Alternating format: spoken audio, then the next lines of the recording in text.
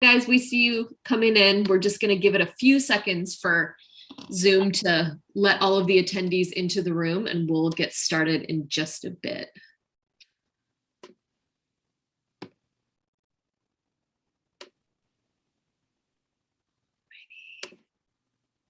Hi, welcome. Thank you all for being here. We'll get started in just a couple seconds. We're just letting people filter in.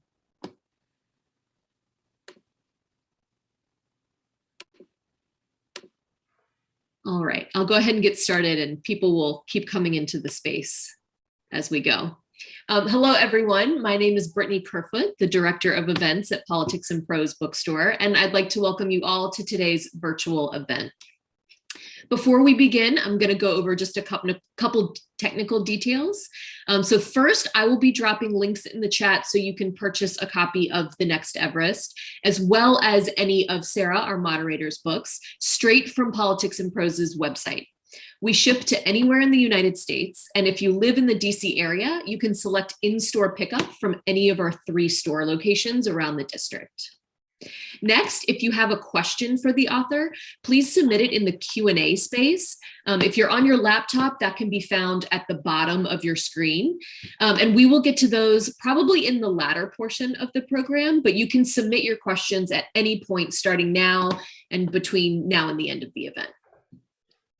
All right, now on to the program. Jim Davidson is an accomplished high-altitude climber, motivational speaker, and co-author of the New York Times bestseller, The Ledge. Along with his teammates, he has been commended twice by the U.S. National Park Service for volunteering on risky and remote mountain rescues. He has inspired audiences across the United States and internationally through his business, Speaking of Adventure. His latest book, The Next Everest, is a dramatic account of the deadly earthquake on Everest and a return to reach the summit. Davidson will be in conversation with Sarah Pekkanen, a former investigative journalist and internationally and USA Today best-selling author of several novels, including The Wife Between Us, The Perfect Neighbors, and The Best of Us. So please welcome Sarah and Jim onto your screens. Thanks, Brittany. Thanks so much for having us. I am so excited to be here with you, Jim, because, you know, how this all came about was we're both authors at St. Martin's Press. And every now and then I see a book coming through the pipeline that I say, you know, do you mind if I get a copy of that, an early copy? I'd love to read it. When I saw The Next Everest coming through the pipeline, I didn't just ask, I begged. I said, I need a copy of this book. I'm so interested in mountain climbing. I've done a tiny bit of it, but nothing like you. And the stories that you have, the book lived up to my expectations and blew them away. Your message is about so much more than just climbing, you know, the mountain of all mountains. But I'm thrilled to be here with you, and thank you to Politics and Prose for hosting us. Yes. For the second time, Jim, because we actually met in person at Politics and Prose. Yes, it's a long connection going on here with Politics and Prose. So I'm thrilled to be here with you and appreciate them hosting. So Jim, tell us just a little bit more about you, your background, how you got into mountain climbing, and why Everest. Yeah, the chances of me becoming any kind of an athlete were very small, and a mountain athlete were even smaller, because I grew up in the flatlands of Concord, Massachusetts. The nearest hill by my house was about 400 feet tall, and when I looked up at it 10 years old, it looked gigantic to me. And I was not very athletic. I was terrible at team sports and all that stuff. But I started working for my dad's painting company when I was very young, climbing ladders and walking roofs and all this stuff. So I eventually got a little bit more athletic. And then around 18, I got into backpacking, and I was looking up at these high mountains, and I realized, wow, I love the wilderness. It really is inspiring and brings me a sense of awe. And those high places over there, those look the most interesting. So I started climbing when I was 19, started on small rock cliffs in New England, and then up in New Hampshire, where I know you've done some climbing. And then eventually I realized if I really wanted to climb big mountains, I was going to have to go out west. So I moved to Colorado about 34 years ago and been out here ever since. Amazing. And so Everest was always, as it is for every climber, that's sort of the dream, the goal. Not many people get to do it. And one of the things that you spoke about in your book is that you're never going to have all the elements lined up perfectly. You're never going to have the youthful, ability and strength and all of that, and the amount of money that you need, and the experience and the time off from work. So Right. you had to kind of make a choice about when it would be the right time for you to try to climb Everest. You picked April of 2015. And tell us a little bit, I know you have some amazing videos and photos. Take us through that first summit attempt. Yeah, the path to get there for me was really long. Some people think like, oh, I'll start climbing and maybe I'll try Everest in 2 or 3 years. I was the complete opposite. I spent about 16 years doing rock and ice climbing around the country, climbing a bunch of mountains between 8,000 feet and 14,000 feet. So I spent about 16 years doing that kind of alpine climbing. Then I wanted to go on my first expedition. Like you said, I talked about in the book, I struggle. How do I balance a job and family and this passion? So I had to get rid of a bunch of other hobbies and really focus in on climbing. That's what took me on those first expeditions. And I spent probably about another 16 years doing peaks between 15,000 feet and 26,000 feet. And after all that added up, finally in 2015, I had about 33 years of experience, and I said, now's the time to go. So it was not an easy decision for sure, trying to balance all that, but eventually felt like I had a good base of mountain skills and more importantly, self-knowledge. How do I act at high altitude? How do I do when I'm ice climbing? That's really important. So I'm going to show some slides now, and we're going to switch over. I'm going to switch to share screen, and we'll click on a few buttons here, and we'll bring this up. So let me show you a little bit about that first trip to Everest in 2015, and then we'll come back into conversation with Sarah here in about 5 or 10 minutes. So getting to Everest, it's 29,029 feet. That's what its elevation was when I went there in 2015. It's recently been resurveyed to 29,031.86 feet. The mountain hasn't changed that much. It's just a new surveyed elevation, more accurate numbers. But if you want to go to places like the high mountains, you don't have to be a great climber. You can just be an adventurous traveler. If you've done some backpacking or some hiking, you can go to Nepal and go what they call trekking, which is basically backpacking from hut to hut and seeing these beautiful mountains. And Nepal has got thousands and thousands of them, 15,000 footers, 20,000 footers, 25,000 footers, and you get beautiful views like this as you're working your way up towards the mountains. But if you're a climber like me, you're always focused on Everest, the big ones in the back. In this case, the broad triangle in the foreground here, that's actually just a little bump. That's 23,000 foot tall, called the West Shoulder Everest. And Everest is just a little bit right of center there with a little bit of cloud coming off in the back, kind of a parallel pyramid in the back. So there's actually 6,000 feet of vertical difference between that foreground triangle and the background one. We also see pictures here of the Khumbu Glacier. And like all glaciers, it's a big sheet of ice sliding downhill, and it's broken up by hundreds and maybe thousands of cracks called crevasses. We'll talk more about those in a minute. So it takes a long time just to get over to Nepal. You've got to travel halfway around the world, go through Kathmandu, and we do this trek. And you could probably do the trek in about 6 or 7 days if you were fit, but we take about 12 days to do it because the air is so thin. We need our bodies to adjust to the altitude. So we take about 10 to 12 days. We take a lot of rest days, and slowly we work our way up the valley. And we finally reach base camp here at 17,500 feet. And you can't quite see the summit of Everest from base camp. It's hidden behind that triangle on the left, the West Shoulder of Everest. But there's prayer flags fluttering overhead in the 5 elemental colors, sending prayers up to the gods, asking for safety and forgiveness for everybody and good travels. We also see the flat Khumbu Glacier in front of us here, and this is the lower part of the glacier. Not too particularly dangerous here. You can kind of walk among these ice pillars. But if you're going to go up onto Everest, you've got to cross the Khumbu Glacier a lot, including going through the most dangerous part, the Khumbu Icefall. And the Khumbu Icefall is where the glacier goes down and it drops about 2,000 vertical feet in just about 1 mile. And what that does is it breaks the glacier up into all these jumbled 3D blocks of ice. Sometimes you're climbing between the blocks, sometimes you're going underneath blocks, sometimes you're going over blocks, and there are hundreds and hundreds of these crevasses along the way. And you see my Sherpa guide here in the foreground, PK. We'll talk about him more in a few minutes. And we're looking down between Camp 1 and Base Camp. We're looking down towards Base Camp. And you can see another half a dozen climbers, some of them going around crevasses and some of them going over crevasses with these ladders. And I want to show you a short video of what it's like in the icefall. We depend a lot upon the Sherpa high altitude workers to set fixed ropes that we can clip into for safety and dropping some of these ladders across crevasses. And we have to cross a lot of these ladders going across these open cracks in the ice. So here's a 20-second video looking down through the ladder into the crevasse, going across over this somewhat rickety ladder.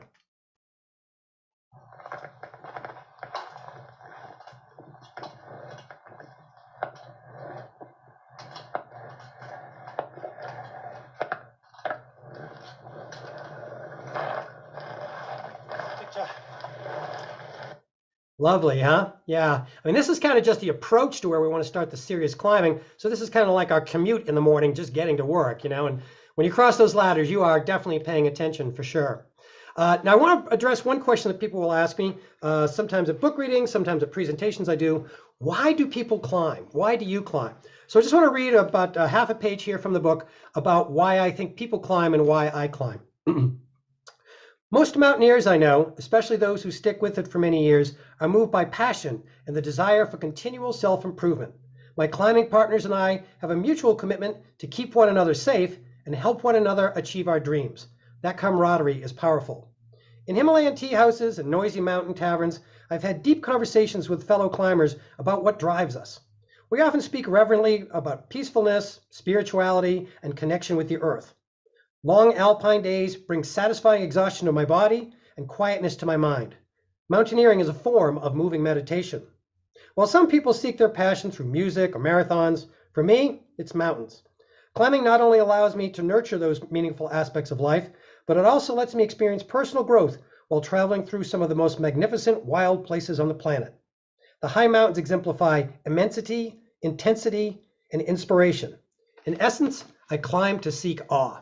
And that search for awe is what led me to higher peaks around the world and eventually onto Mount Everest in April of 2015.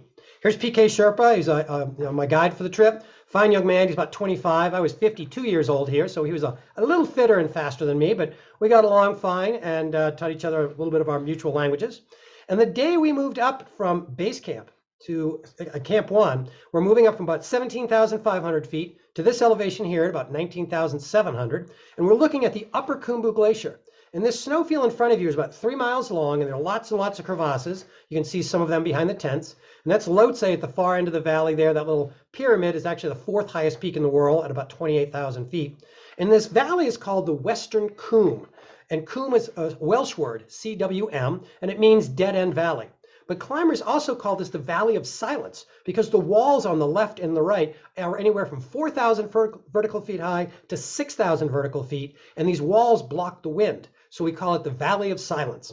Now we arrived on April 25th, and I was finally at Camp 1 after being a climber for 33 years, looking at old black and white photographs when I was 10 years old of Mount Everest. My dream was finally starting to come true. And I want to show you a short video of what happened that day, because April 25th was not only the first day I got to Camp 1, it's also the day a major earthquake slammed into the Himalayas. Biggest earthquake in 81 years at 7.8 magnitude. So I want to show you a short summary video here, about a minute and a half, of us leaving base camp. And you'll hear the Sherpas chanting during a ceremony, which we call a puja, asking for safety and forgiveness. You'll see some footage as we go through the icefall and what it was like when we were at Camp 1 when that earthquake arrived. Going to Everest is something that I've read about for 40 years, daydreamed about for 30 years.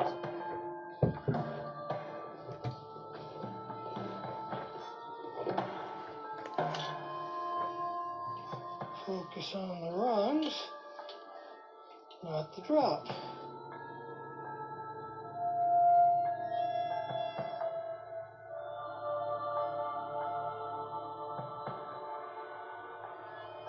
Close to 5:20 in the morning. Half the oxygen clears at sea level.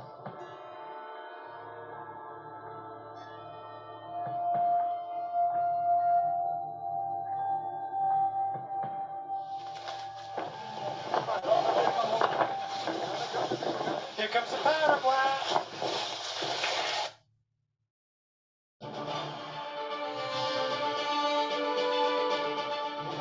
Other breaking story, the worst earthquake to hit Nepal in 80 years. Dozens of climbers are waiting for rescue at Mount Everest Base Camp after a deadly avalanche. 4 Americans are among the 18 people who died in that disaster. It also left more than 100 mountaineers stranded higher up the slopes of Mount Everest.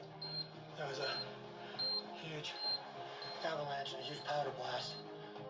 Just harrowing. And joining me now on the phone from Everest is mountain climber Jim Davidson, who's stranded on Mount Everest at this point. There might have been 2 avalanches. Can't tell. Just a short time ago, I spoke with Jim Davidson. He's a climber from Fort Collins, Colorado. He survived the earthquake and the avalanche. So we'll keep our fingers crossed for all our compatriots down in the ice ball. And we'll see what happens over the next couple hours.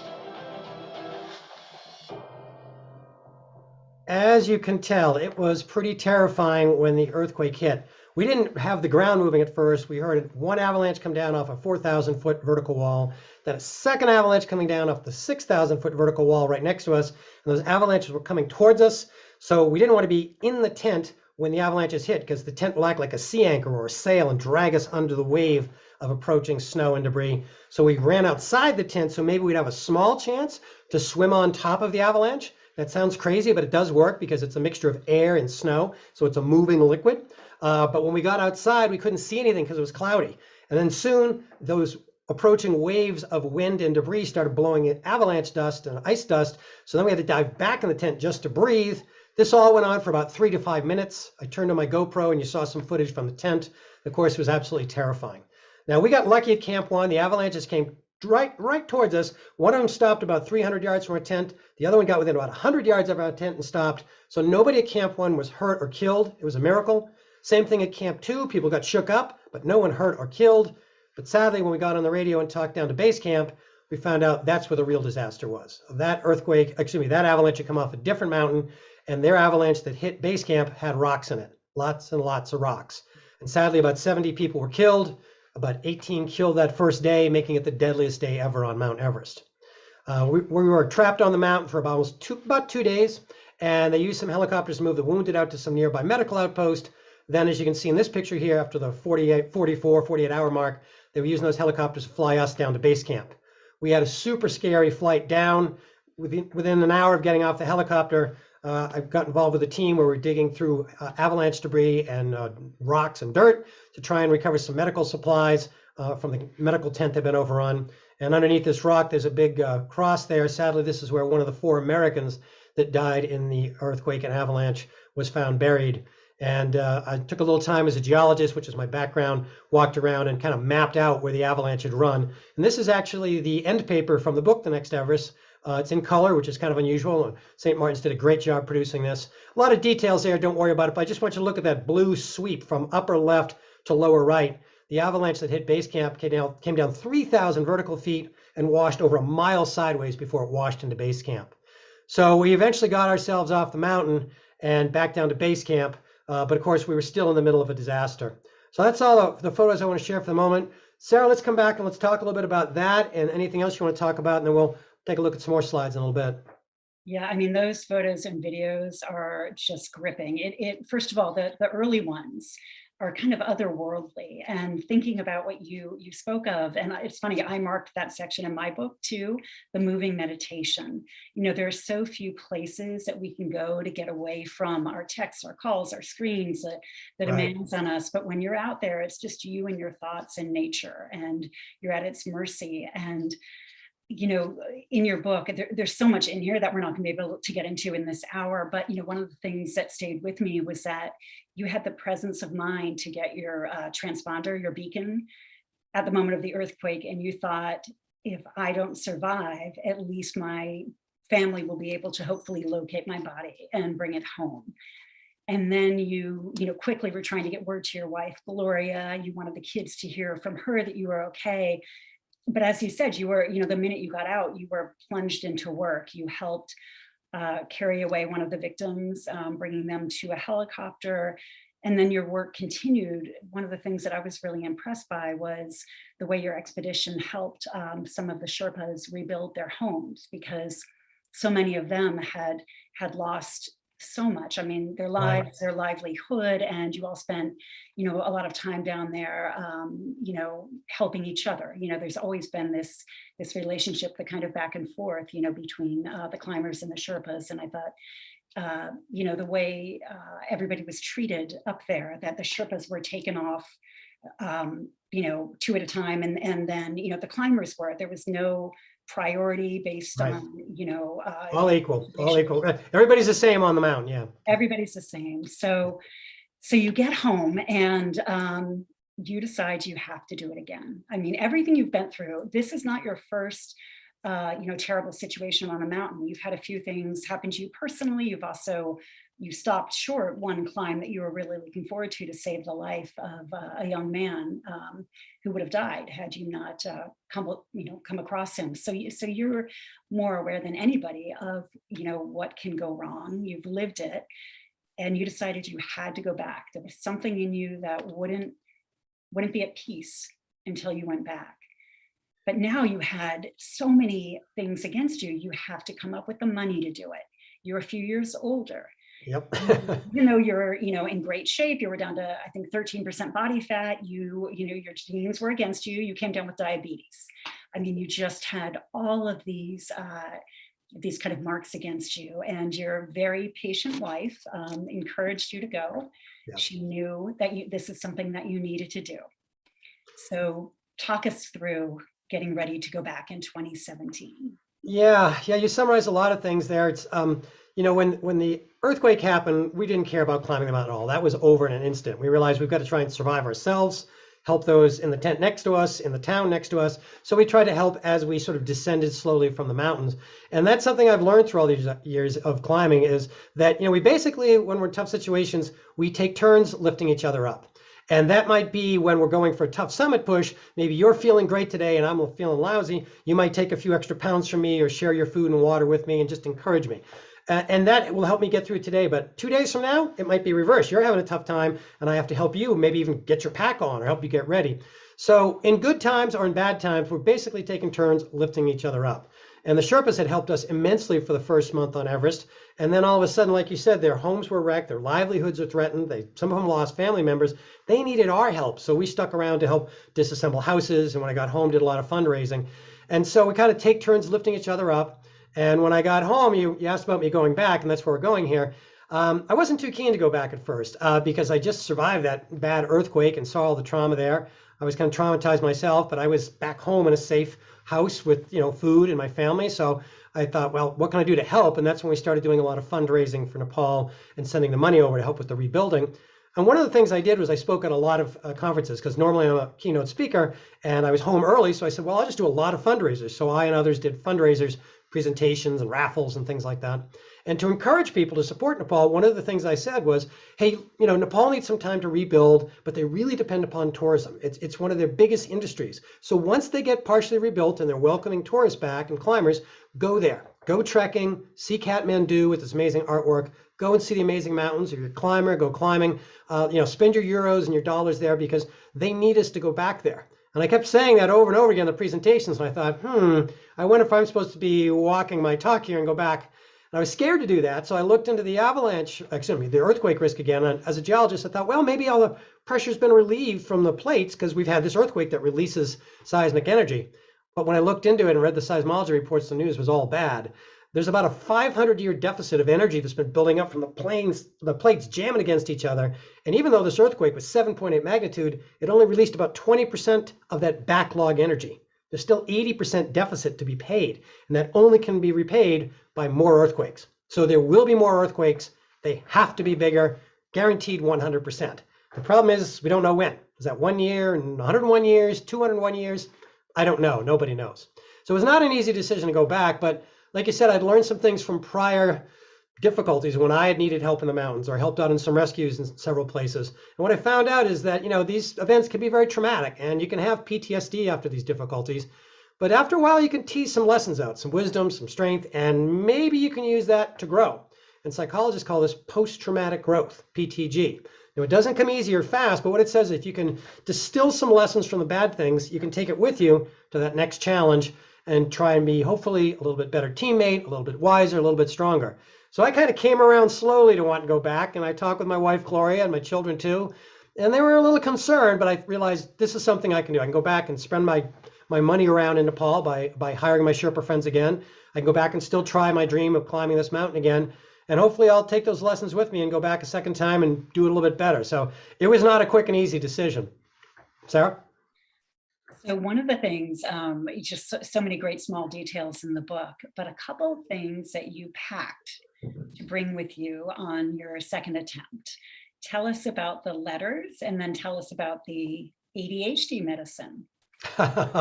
Thank you. Yeah, two interesting things. So the letters. So before I go on climbs, my family will often write little notes or postcards or nice cards, and they'll stick them. They'll hide them in my luggage, which is great, and maybe a little candy snack or something like that. And they bury them in my gear, so I find them as I go. This time, a little bit more intentionally, my wife Gloria, my daughter Jess, who may be listening because she lives in D.C., and my son Nick all wrote notes and put them in a double Ziploc bag. And my wife gave them to me. She said, "Take these with you, and kind of use them when you need a little strength." So I kept them. I didn't open the first one for probably 45 days. And then I opened them at different times when I was having a lull, when I was discouraged or high altitude sick from the low oxygen, or just sick, frankly, of camping out on the ice and losing weight and losing strength. So I opened one for my son and then one for my daughter. And I brought the one for my wife with me up on the summit push. And that was like day 58 of the expedition that I opened that one up. And so I use them basically as some of my secret weapons in case I'm sick or having a low energy. I bring those out. And then similarly for the secret weapon on the physical side, I went to see my doctor. And for the first time I went to my doctor on my first expedition, like 20 some odd years ago, I said, "Hey, I need various medicines." And I gave him this laundry list of painkillers and antibiotics and antivirals and anti-coughing things. He's like, "Wow, this is a long list of drugs. Where are you going?" And so over the years, he got to know me, that I'd go on these expeditions. I would come back. I was not addicted to the drugs, and he'd give me more if I need him for the next trip. But on this trip, it was the longest list of medicines I ever needed.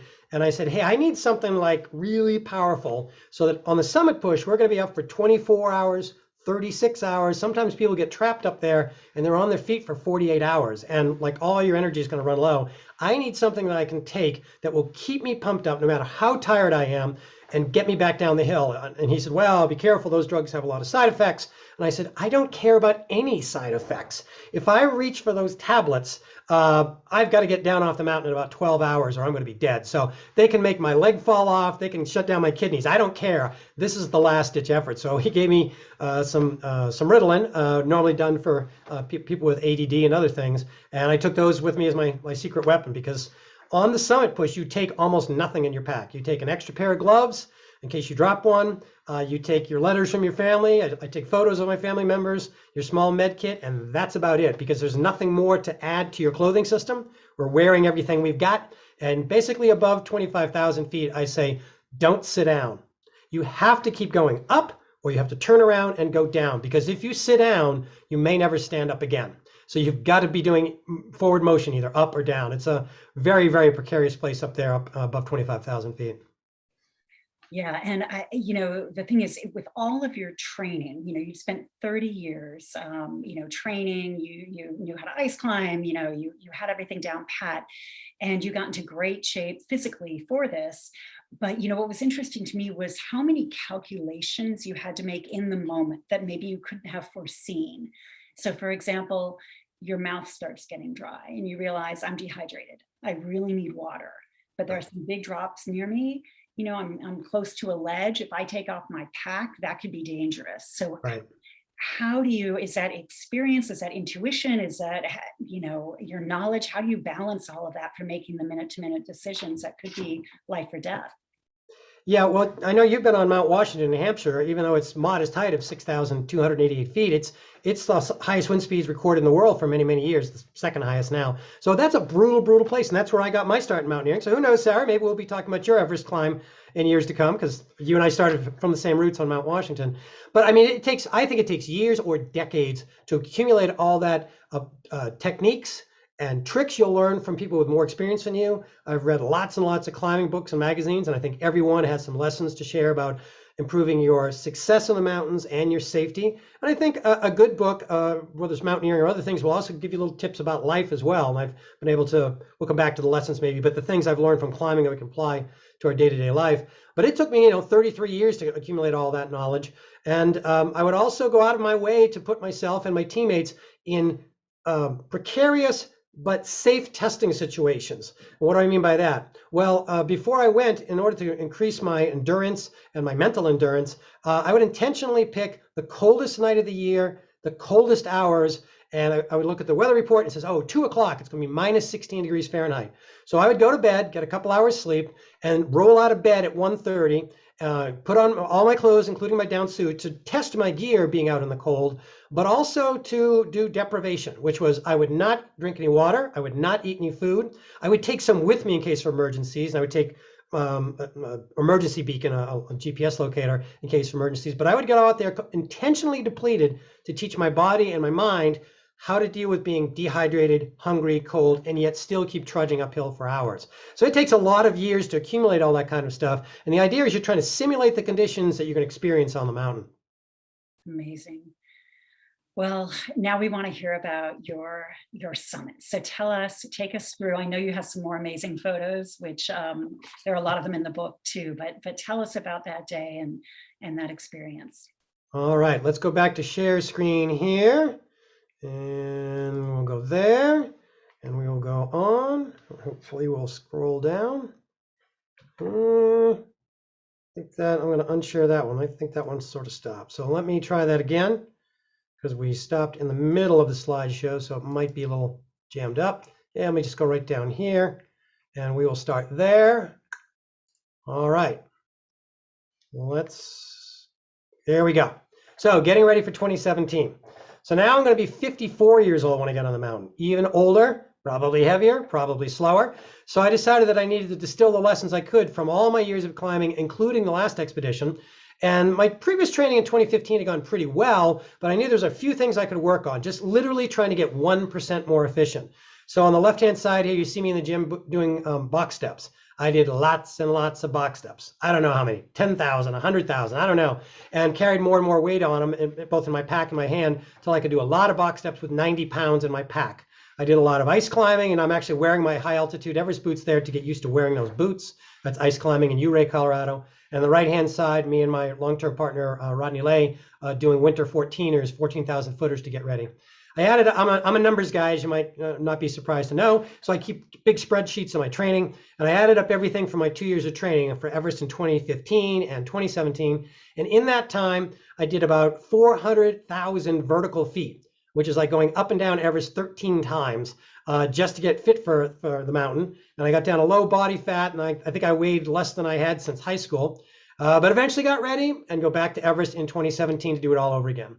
We do the trek again. We do practice climbs of 16,000 footers to adjust our bodies to the higher altitude, 18,000 footers, take a rest, 20,000 footers. And this is me atop a 20,000 footer called Lobuche Far East with Everest way in the back with a little snow blowing off.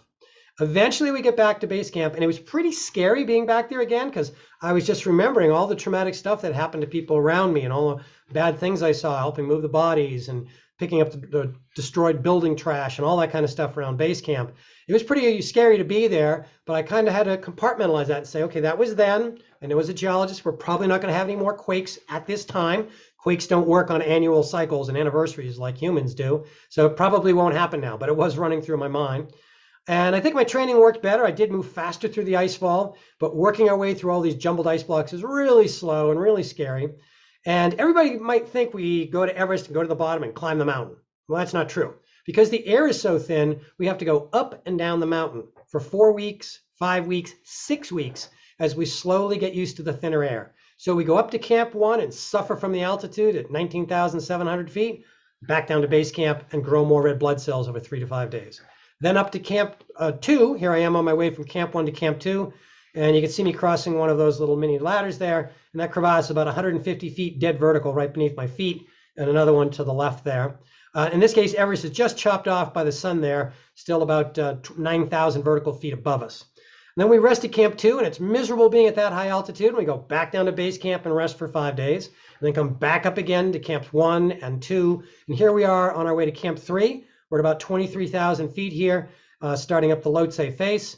And when we got a little bit higher up to 23,500, it was moderately cool. It was about 10 degrees Fahrenheit below zero. So we're wearing our down suits now from head to toe and these super big boots. And we got pretty close to Camp 3 at 23,500. And the sun was out, which was good. But I want to show you a short video of what the conditions were like there. And, well, you'll see on the video here.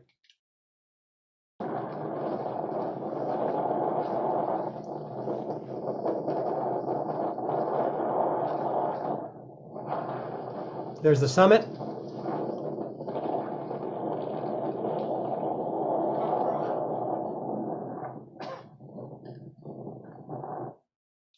Yeah, a little breezy for sure. That's like I said, about 10 below Fahrenheit. And with that wind, say 30, 40 miles an hour, the wind chill's probably about 40 below or something. Pretty brutal. We get up to Camp 3 at 23,700 feet, just a little higher than that last video. And the veterans that told me that have been up there before, they said, your first night at Camp 3 will be the worst night of your life.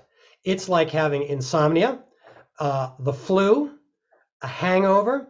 You can't eat, you can hardly drink water, and you may not want to sleep at all. Some people literally sit up all night and just cough because you're gasping for air. At that elevation, there's about 65% less oxygen, maybe 60% than there is down at sea level. But you're forcing your body to do this. You're basically forcing your body and even your red blood cells to become more resilient, to have to go through this difficult time, learn something from it, and come back a little bit stronger. And by doing that, you kind of maximize your carrying capacity of your blood for red blood cells. And now after one night at Camp 3, you're fully acclimatized, and now you can go back down to the mountain and rest. And so here we are leaving Camp 3 here. I'm sitting on the ground, and I climbed again on my second trip to Everest with PK, and that's the summit behind him, about 5,800 feet above his head. So we're going to go all the way back down to base camp, 17,500. Here's that view again, and you can see the triangular peak of the west shoulder of Everest and Everest itself in the back. And we're going to rest for about 3 to 5 days to maintain our acclimatization, but get a little rest. And then we're going to go back up all the way back to camps 1, 2, 3, and on to Camp 4. And once we get to Camp 4, we probably won't sleep at all, maybe get a nap for about an hour, and then approach the last 3,000 feet for the true summit at over 29,000 feet. Now, the trick here is once we get back to Camp 4, we will be walking right into what's called the death zone at 26,000 feet. And we don't call it the death zone for dramatic branding reasons that, well, maybe someone will die eventually up there. No, it's called the death zone because if we don't get out of there in a couple of days, everybody will die, period. It's simply a matter of time. For those that don't do very well at high altitude, they often get fatal illnesses even within the first 12 to 18 hours. Pulmonary edema, water in the lungs, or cerebral edema, water in the brain. For those of us that are pretty acclimatized up to Camp 3 at 23,700, we can last a day or 2 or 3 in the death zone. But into 4 days, almost nobody can live in the death zone for 4 days. Even the super athletes, 97% of us that make it to the death zone still need supplemental oxygen to get to the summit. That includes me. The oxygen doesn't make it like being at sea level. It effectively lowers the altitude about 3,000 vertical feet. So being at 26,000 feet only feels like 23,000. But as a measure of how difficult it is, in Colorado on 14,000 footers, if I'm doing well, I can ascend about 2,000 feet vertical in an hour. And up here in the death zone, even with supplemental oxygen, I'm moving about 350 vertical feet an hour. So literally 1/6 the speed that I can do at 14,000 feet. I'm not going to tell you the whole summit attempt because that'll take a little bit too long, but this is what it's like when we're leaving base camp. On our particular trip, we had bad weather right before we were ready to go up the mountain and make our summit attempt. And our summit attempt is going to take about 5 days going up and about 2 days coming down. So we're looking for a good chunk of good weather. We call it a good window of weather. And we're looking for good weather in that window, but we didn't get that. We had storms come and go, so we had to wait in base camp for 3 days for the storms to pass. And then another storm came in. So we waited 5 days, 7 days, 9 days, 10 days. And after 10 days of laying in base camp, I was just about ready to give up. I couldn't take it anymore. I'd lost about 23 pounds, and I was skinny before I went. And you might think that losing 23 pounds sounds like a good diet, but when I got home and had some body fat testing again, I found out that I lost about 2 pounds of fat and about 20 or 21 pounds of muscle. It just literally peels the muscle off you because you can't eat enough food, and so your body scavenges muscle just to stay alive, frankly. So when we leave base camp, we're pretty skinny, pretty motivated. We do this 5-day push to the top. Hopefully we summit and then come back down. And I'm happy to report that on May 22nd of 2017, PK Sharp and I and all the members on our team reached the summit at 29,000 and change. And this is a picture we took from just leaving the summit, sort of 29,000 plus here, looking down on Lhotse, the 4th highest peak in the world, down below us, and Makalu off to the left, also way below us, as we started back down as the sun started to hit. By the time we got back down to Camp 2, we had been on our feet for over 24 hours, and I'd been awake 36 hours without any rest. And I think in that time period, I lost about another 3 to 5 pounds. So it is pretty brutal getting up there. And that's part of what I want to do is share in the book was, of course, about the earthquake, but also the realities of being on Everest and dispel some myths. You'll hear sometimes in the media that it's easy to climb Everest, that the climbers throw their trash on the ground, the mountain's covered in trash and human waste. And I found those things not to be true. I'm an environmental geologist, and I talk in the book a little bit about what the real conditions are like on Everest. If you're interested in getting the book, if you haven't gotten it already, you can certainly purchase it from our host at Politics and Prose. They have 3 DC stores, and there's a web link there. You can order it online, and they'll be happy to ship around the United States, as Brittany told us. If you want to stay in touch, there's my web page and some social media you can find out there. I'm always posting up about the latest adventure and, more importantly, the lessons that spill out of those adventures. And I'm going to stop sharing here and come back to Sarah. And Sarah, I think we wanted to talk a little bit about some of the lessons from this trip, and I'll pitch it to you and see what you want to hear about. Yeah, I mean, there was so much of this book that I marked up, and you began to speak about this a little bit earlier, the exact same thing I marked, but studies, this is from your book, studies on resilience and post-traumatic stress indicate that over time, many traumatized people can draw positive aspects from their negative experiences. The slow, hard work of struggling through the mess can lead trauma survivors to find meaning. I thought that was such an important message because, you know, we're not all going to have the same struggles. It's not always going to be as tangible as the mountain, but especially in these unprecedented times, I felt like your message of resilience and finding that inner strength was something that's so important for people to hear. And I would just love to hear you talk a bit more about that.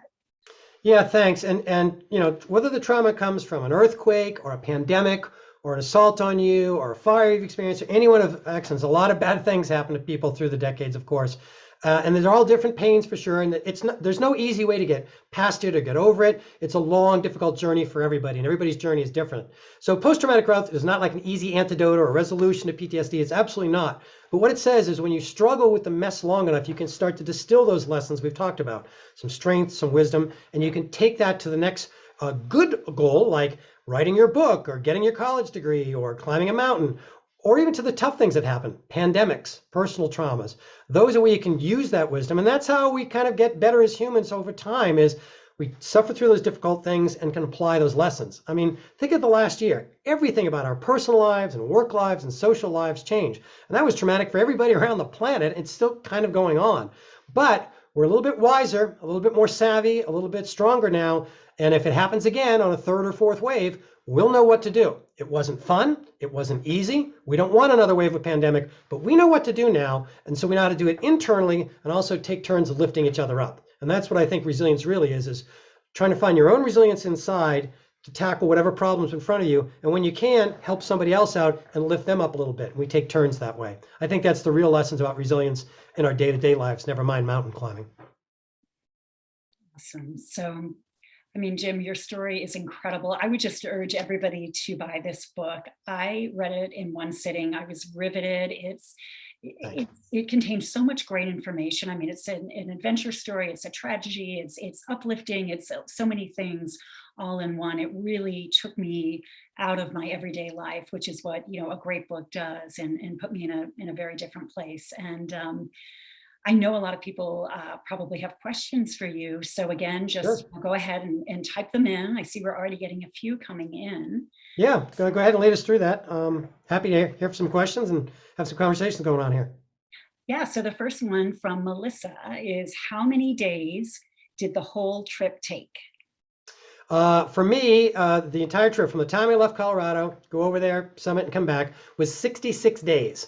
It's a long trip, and it's tough to kind of plan your life and balance it while you're gone. And that's why you need a supportive partner and family. And it is tough on the families back home. It's tough for them while you're gone. They don't have your help and support, and they're also pitching their support into you. And somehow I got lucky and had supportive kids and a supportive wife. I've been married to the same lady for over 31 years. So that's a good sign for sure. And they put up with a lot. So you try and balance that a little bit because it's tough to be away. So I try and be really engaged in the mountain when I'm there, and then really engage with family and work life when I'm back home.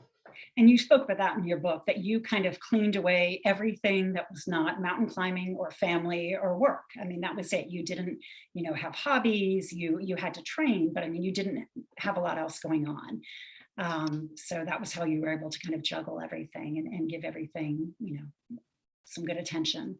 Yeah, and that comes from the passion. I mean, I'm not a musically inclined. Somebody else might free up the time in their schedule to practice music 30 hours a week. I can't imagine how and why they would do that, but that's what speaks to them. That's what we talked about, sort of that motivation to seek awe.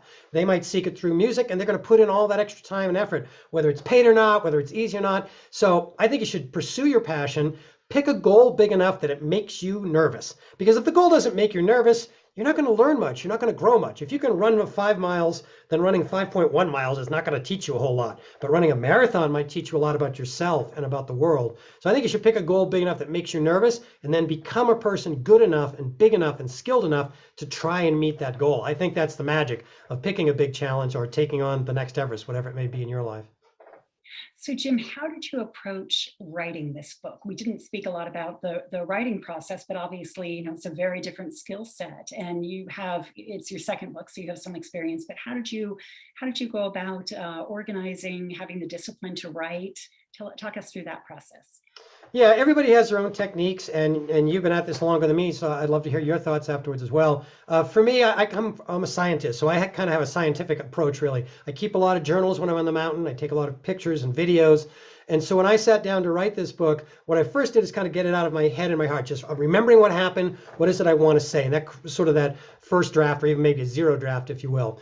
But then being a scientist, I want to make sure I was accurate. So I went back through my journals in great detail, and there were little snippets in there about who said what on a what date, and what that email said from my friend back home. And I also looked at the photos and videos, and that helped really flesh out a lot of the details. What color was Sarah's jacket when we were in base camp? What do we have for dinner that night? You can see it there in the video. So I brought those details in to kind of bring the scenes to life. I wanted people to try and experience it. And then I, of course, revised like crazy. So that's how I approached it. But let me flip it back to you, Sarah. How is your writing methodology different from mine? Well, when you were speaking earlier about having a goal that scares you and creating the time to achieve that goal, for me, it was really writing my first book. I was a stay-at-home mom. At the time, I had 2 little boys who were under 2. Wow. And they never slept. I mean, they you know, baby books that are like, oh, they'll sleep through the night at 8 weeks. So they weren't reading those because they didn't get the message. And so I began to try to write in every little spare pocket I could find. And there weren't many, but, you know, sometimes it would be, you know, if they fell asleep in the car, I would, you know, sit out there and start scribbling something, or if they went to bed early, which maybe happened, you know, once or twice, I would run upstairs and try to get a few lines on the computer. But I didn't have a lot else in my life either, but I did have that as kind of, you know, it's more than a goal, right? It's like that thing inside you that's not going to be quiet. Yes. So that's how it began for me. Now I'm able to have a lot more time. My kids are older; they're all, you know, in school, and so I do have a more traditional, you know, 9 to 5-ish job. But yeah, it's when you've got that itch, you've got to do it. So Great example. Great example. Yep. So we have some more questions coming in here. One from George. Hi, Jim. Fantastic book. I would agree highly with that. Thank you. Almost done reading. How often are the ladders on the mountain moved? Are they always there? I would imagine that the snowfalls are constantly moving. So how much prep work is involved? Yeah, great question, George. Yeah, the snowfall will bury them. And because we're on a glacier, the glacier, like all glaciers, is moving. And the Khumbu Glacier, on average, moves 3 feet per day to 4 feet per day downhill, which is really fast for a glacier. But it doesn't move evenly. Some days it'll sit there for a day or maybe for a week, and then suddenly the glacier will surge forward 20 or 30 feet in one moment. And that's when all these ice blocks can come tumbling down. And you don't want to be in the Khumbu icefall when that happens, but it does happen fairly frequently. And when that happens, all the ladders have been, sometimes they fall in, sometimes they get crunched, like literally just ground up like little pieces of aluminum. And so a team has to be working constantly on changing the ropes in the ladder system. And so what we do is all the expeditions pitch in a little bit of money from every person on the mountain, and they put a pot of money together, and the Nepali Mountaineering Association hires a team of about 6 to 8 specially trained Sherpas, and they go up there and they're called the Icefall Doctors. And they're the doctors because they fix broken things like broken ladders and broken crevasses. And they are just constantly working, putting in the ladders and the ropes, taking them down, moving them. And without that constant maintenance, this little roped and ladder highway through the Khumbu Icefall would be destroyed in just a matter of a couple of weeks. And then at the end of the season, those Icefall Doctors go up around May 31st, and they strip those ropes and ladders off the mountain. They store them nearby in a town, one of the villages nearby, probably Gorak Shep in basically a small warehouse, and then they bring them out again next year. So we clear that stuff off and then put it in next year. It takes a lot of effort to reach a big goal. I mean, nobody summits Everest alone, even if they don't have a big team. No one writes a book alone. It's always a big team, as Sarah and I can tell you, with the publishers and the booksellers and you, the readers. It's all a big, huge team to make this thing happen, either on the mountain or in books. But thanks for that, George. Yeah, that the video that you had when you were going across the ladder, I mean, it looked terrifying. It must have been. I mean, all you had was, you had your, your boots on, and then you had the ladder. It must have been slippery. Were you wearing crampons going across the ladder? Yes, you absolutely have to have crampons on any of the glacier, and thus all the ladders. Always have crampons on. So you have steel crampons, pointed spikes on the bottom of your boots that are slippery on themselves. And when you put a steel crampon on aluminum rung, they slide around and they make that terrible aluminum screech. And it's pretty darn scary. And as I shared in the book, The Next Everest, I went back to the early foundations of my youth, working for my dad on industrial painting jobs. And when I was scared climbing on ladders, one time he said to me, he goes, "Hey, focus on the climb, not the drop." You might think of it as focus on the solution, not the problems. Now, that doesn't make the problem or the drop, in my case, go away. But what it says is you're aware of the drop. You're aware that writing your first book might not work, or you might not graduate from college. You're aware of it, but you focus on the solution, focus on the climb. That's how you get through tough things and scary things. Even though you're a little nervous, you can still make progress. And that was one of the things I had learned in painting that helped me on the mountain that may have some applications to life as well. Yeah, who would have thought painting would have prepared you for mountain climbing? But you were up high on ladders. I mean, your dad gave you some very sound advice and taught you a lot. So turns out it was a great foundation for me. Yeah. So we've got another question here from Reggie. You mentioned the I'm trying to say this word, acclimatization process of successively going up one level followed by base camp for 3 to 5 days. Then weather forced you to spend 10 days in base camp waiting for your window. Is there a rule of thumb for how long you can wait in base camp before the process wears off, such that you either start over or go home? Great insight, great question. Yes, and so what it is we're building up, and you can say it either way because you can be acclimatized or get acclimated. So it is like kind of a switch around word there. So we're working on our acclimatization. We build it up over the course of 40, 50, 55 days. And so when we come back down to base camp, we are losing a little bit being at 17,000 feet, but not much at all. Now, if we'd stayed in base camp, say 30 days and never went back above 17,000, you're right, we would have lost some of our acclimatization for that upper part. Nobody actually knows how long it takes to get de-acclimatized because basically when we finish climbing the mountain, everybody goes home and we fly back down to 5,000 feet in Denver or sea level in Washington, D.C. So nobody really knows, but I think it's pretty much a bell curve. It takes about 45, 50 days to build your acclimatization up to 24,000 feet and probably a bit coming down. And I've learned it could be a huge advantage because I've come home from some expeditions and I hadn't been running in months, but I was acclimatized and I would go, okay, I'll sign up for a race. And I go for a race and it is like so easy. When I came back from Everest the second time, I hardly ran all summer and I did a half marathon like 3 or 4 months after coming back from Everest, and I was not in great running shape. I'd only run a few times, but I actually was as fast then as I'd been years before because I was still carrying a little residual strength and acclimatization. So it basically fades away, sort of reciprocal. 50 days building it, you get 50 days till you lose it. Amazing. So you came home, and I know that people asked you, even the first week that you were home, what are you going to do next? And your humorous answer was, I'm going to finish the beer I'm drinking. Like I just climbed Everest. But what are the next chapters for you? I know you're, a public speaker. Are there more books in your future? I know there will be more mountains in your future. Yeah. In the book, like I shared, people are like, hey, what's next? I'm like, I've only been home 3 days. Can I finish this beer and put back on some of the 23 pounds that I lost? So you do need a long time to recover from any big thing, whether it's a marathon or graduating from college or, a mountain. You need time to recover for sure. So smart athletes and smart humans, I think, put recovery time in. We're all going to need that a little bit coming out of the pandemic now. It's like, okay, a little vacation time, don't expect to go right back to 100% of capacity. You can't when you've been mentally and physically strained. So I took some time off and really didn't do a whole lot of activity for a couple of months there and then start getting back to exercise again. So I've still been I climb regularly here in Colorado. I try to go on an expedition every other year. So in Peru, in 2019, my friends and I went to Peru and climbed some high peaks down there. Not too much climbing right now because at the super high altitudes, because not much travel around the world. Hopefully that'll keep opening up for all of us. But for me right now, I wanted to share the lessons in this book and then share the book a little bit. So I'm doing public speaking at bookstores and for my corporate speaking engagements for sure, sharing those lessons. Haven't quite started writing any next book yet because I'm still catching my breath from finishing this one. But I'm starting to scribble some notes, got some outlines.